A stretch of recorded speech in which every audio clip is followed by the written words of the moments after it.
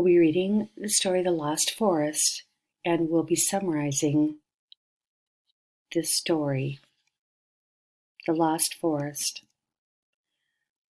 Our objective today is I can summarize the text of a story. So we're going to read part of the story, and then I will summarize and model for you. And then I'm going to read another small section, and you will be summarizing that part on your own. How do you lose a forest? First, you need a forest to lose. A forest like the red pines and white pines that once towered in Minnesota. Trees that had never been logged.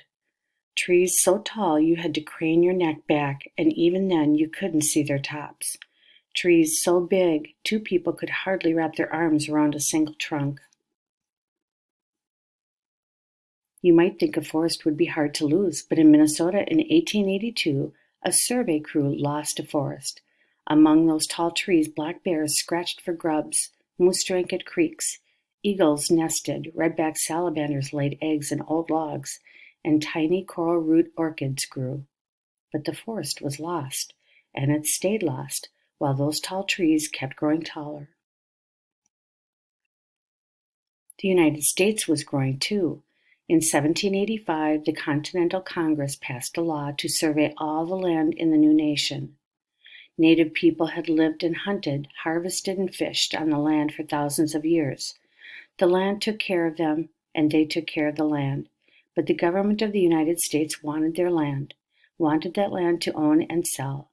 By the time the survey reached northern Minnesota, most of the land had been taken from Native people, and survey crews were sent to divide up that land. Forests and prairies, swamps, lakes and ponds, rivers and springs, caves and quarries, veins of ore and coal. Everything had to be measured and mapped before it could be sold. The surveyors used compasses to find their way. They measured distances with poles and tally pins and chains that were 66 feet long. They carried axes to cut compass bearings on trees. They took notes to write the measurements they made. They mapped out townships 6 miles wide and 6 miles long, with borders running north to south and east to west, a grid of land. They divided the townships into sections. They divided the sections into quarter sections, and at every corner of every township and every section and every quarter section, the survey crew cut marks on trees or planted posts with bearing marks to locate each piece of land. Year by year, surveyors measured their way across territory that became the states Ohio, Indiana, Illinois, Michigan, Wisconsin, Iowa, and Minnesota. So we're going to stop there, and I am going to bring up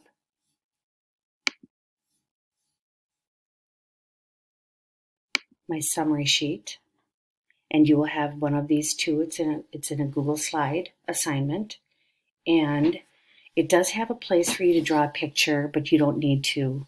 It's a little bit hard to draw a picture on here. And so what you're going to do is I'm going to create a text box right here so I can start typing. And so in the beginning is where we tell about the character and the setting. Now, we don't really have any characters yet except for the surveyors. So we can write the surveyors. And what were the surveyors doing? They were mapping out the United States, or the states, so that land could be sold. And the setting was Minnesota. The story takes place in Minnesota, in the forest.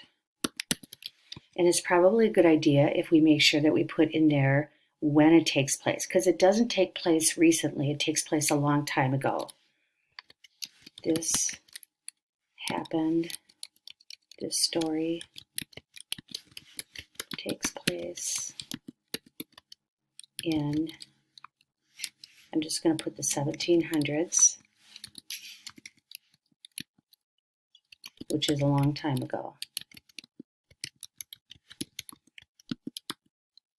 So now I have who, the surveyors, what they were doing. They were mapping out the states so that they could be sold. And then I have the setting. The story takes place in Minnesota in the forest. The story takes place in the 1700s, which is a long time ago. Now in the middle part, we're going to talk about the problem in the story. Now I haven't really gotten to the problem yet. And so that's going to be for you to do in the next part that I read. So in the beginning, we were just reading about kind of what was going on in the story and where it was taking place. And so now I'm going to read a little bit more. And this will be the part that you will be putting into your document. This is the part that is the middle part that you'll be doing.